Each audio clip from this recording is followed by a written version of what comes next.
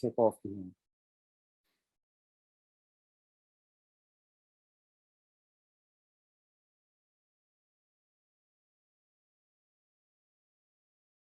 Okay, we are live at this time. Will all sergeants please start their recordings? Computer recording started. Thank you. Recording to the cloud underway.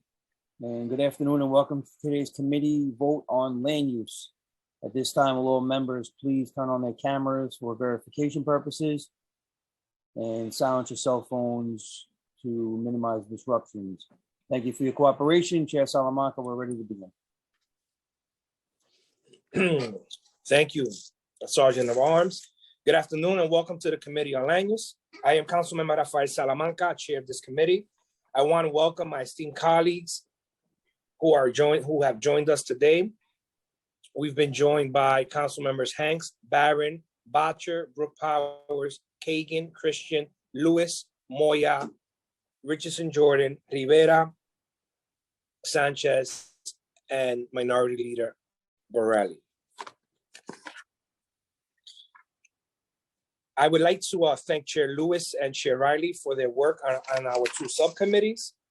Today, we will vote on a number of applications referred out for our two subcommittees. But before we begin, I would like to recognize the committee counsel to review the hearing procedures. Thank you, Chair Salamanca. I am Arthur Ha, counsel to this committee. Council members who would like to ask questions or make remarks should use the Zoom raise hand function. The raise hand button should appear at the bottom of your participant panel. Chair Salamanca or I will then recognize members to speak. We ask that you please be patient. If any technical difficulties arise, Chair Salamanca will now continue with today's agenda items. Thank you, Council.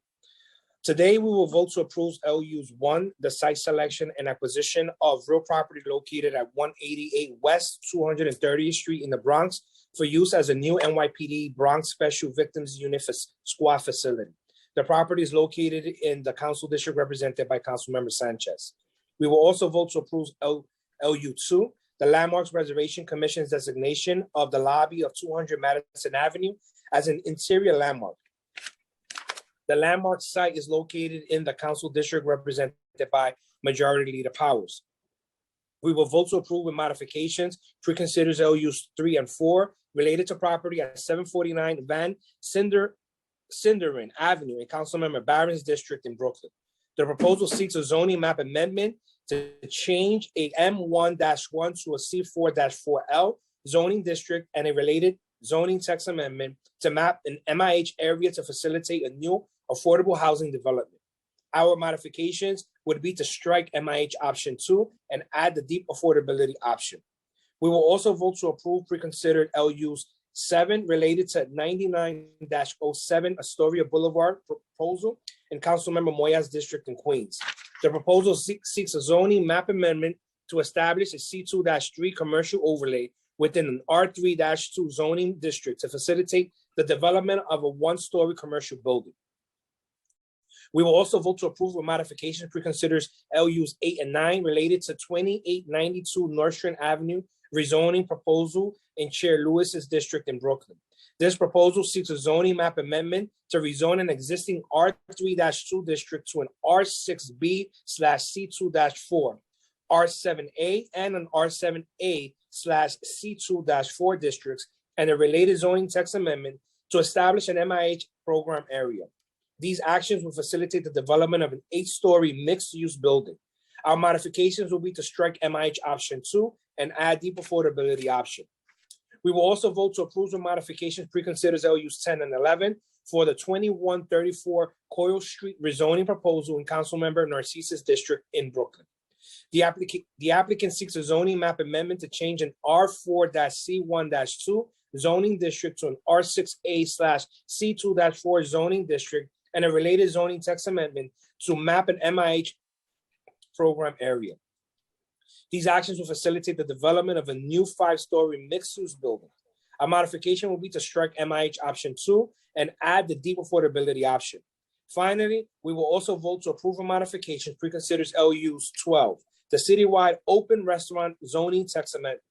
This text amendment would remove from the zoning resolution sidewalk cafe regulations found in Article 1, Chapter 4 of the zoning resolution and modify related sections.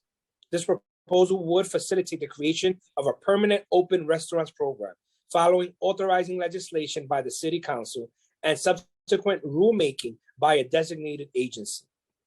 Our modifications will be to remove the Department of Transportation as the designated agency for subsequent rulemaking and implementation of the program, and will make clear that provisions related to serving customers outside a building from inside a restaurant are also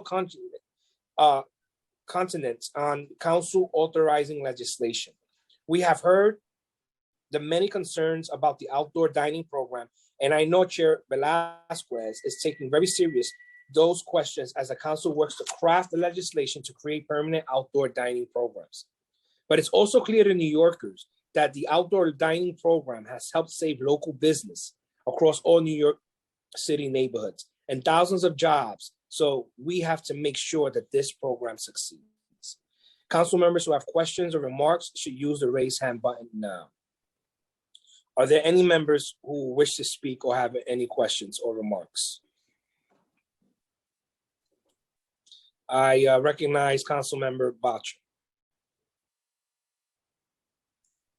Thank you, Chair Salamanca. I just voted on the zoning for restaurants at the zoning subcommittee, and I'm voting for it again in this committee.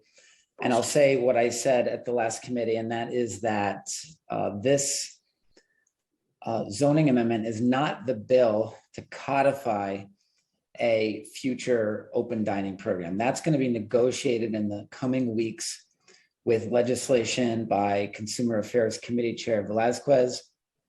I've been on the phone with Council Land Use a lot over the last 24 hours, along with some of my local community board folks, to address some of the concerns with the language in the zoning text amendment. And in the coming weeks, when we negotiate the actual program, my goal is to help find a solution that keeps what people really like about outdoor dining while doing away with some of the elements that have been really problematic about the temporary program. So I'll be voting aye on that action. Thank you, Council Member. Are there any other members who wish to speak? All right, seeing none, I now call on a vote in accordance with the recommendations of the Chair. subcommittee. Yes. Mr. Chair, Councilmember Kagan has a hand raised Oh, okay. I didn't see. All right, thank you. to be followed I by recognize. Councilmember Sanchez. All right, perfect. I apologize for that. Councilmember Kagan. Thank you for this opportunity, Chair. Thank you to all my colleagues. And I understand that today we are not voting for an actual law that will make all of these new regulations and will decide who is enforcing new rules, and that in the future council can vote for a law, beautiful and wonderful law that will take into consideration all of these quality of life concerns, all of these sanitation issues, all of these fire safety issues, ADA accessibility issues, and many other concerns by my constituents and many other constituents. But judging by the city record of enforcing existing regulations, existing today, rules and regulations that exist today are like almost universally not enforceable. And it's not just about this program, but even for like talking about vendors and many other programs. And I talked to 3 community boards in my district, and all 3 are unanimously against this proposal. And I talked to many constituents, and I'm definitely sympathetic to the plight of restaurants. And I understand the need for open restaurants programs, especially during the pandemic. It saved a lot of jobs, and I would like to promote these jobs in restaurants. But I'm planning to vote no today, because I strongly believe that we cannot just kick the can and wait for a new beautiful law that will solve all constituent problems, quality of life concerns. We need to act now. I'm voting no. Thank you, member. Thank you, Councilmember Kagan. I recognize Councilmember Sanchez. Thank you, Chair.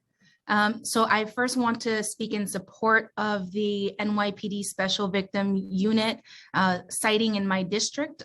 This is going to be a location that is going to upgrade facilities and allow for more humane services to victims of domestic violence in the Bronx. It's also going to allow for separate entrances for the victims and the accused. And it's going to be an up-to-date facility in an appropriate location. So I want to speak in support. And then second, just to follow on Councilmember Botcher's statement, understanding that the nuts and bolts and the details of policy changes with respect to the open restaurants program will be handled legislatively. I will also be planning to vote in support today of the text amendment to facilitate that process. Thank you. Thank you, Councilmember Sanchez. Council, are there any other hands raised? No, Chair, I see no other members with questions, comments. Thank you.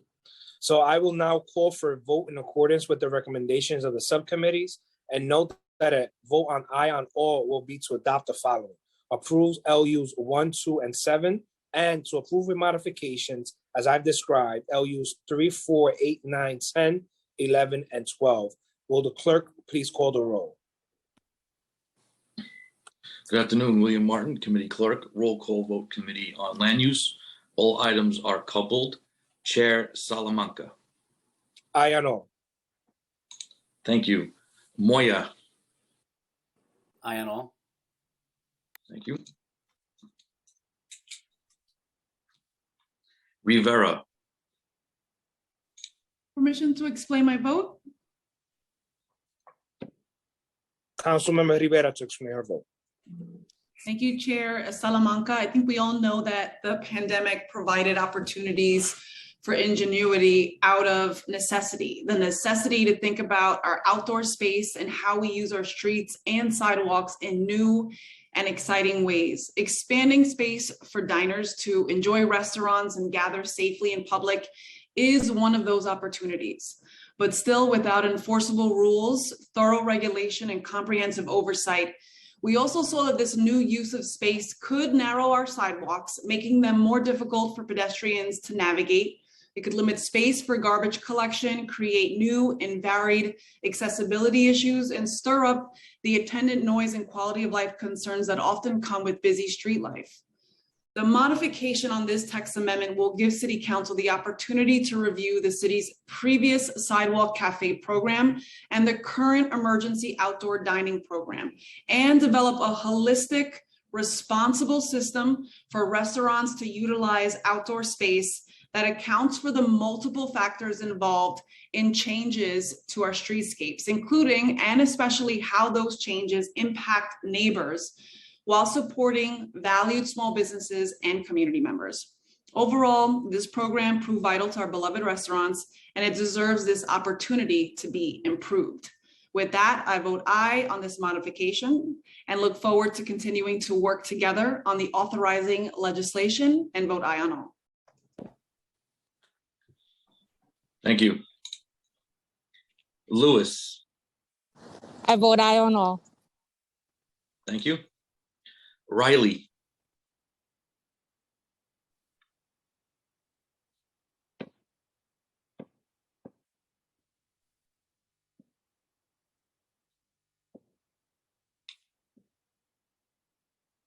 Councilmember Riley.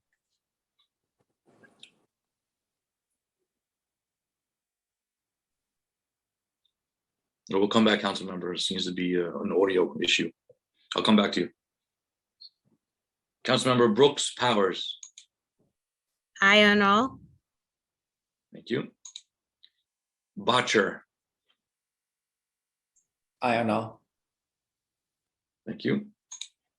Hanks. Aye on all. Thank you. Kagan. I just wanted clarification. We're voting only on zoning amendment or on other zoning proposals as well? Councilmember Kagan, I can't hear you. Can you repeat that, please? I'm saying, I just wanted to clarify, are we voting only on this zoning text amendment regarding open restaurants program, or are we voting for some other issues on agenda as well? We're voting on various applications. And the zoning tax amendment for open restaurants is one of them.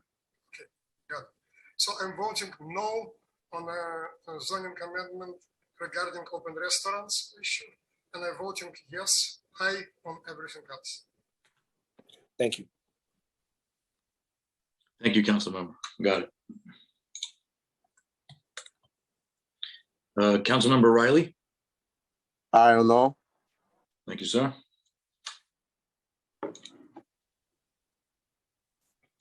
Krishnan. I don't know. Thank you. One moment. Councilmember Mealy.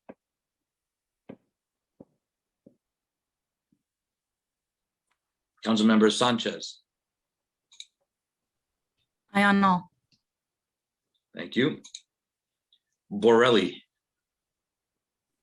I vote aye. Thank you. One moment. Okay, today's land use vote, all items have been adopted by the committee by a vote of 12 in the affirmative, 0 in the negative, and no abstentions, with land use item number 12 being adopted by the committee with 11 in the affirmative, 1 in the negative, and no abstentions. Thank you, Mr. Clerk. I would like to thank the members of the public, my colleagues, land use, and other council staff, and the Sergeant at Arms for attending today's meeting.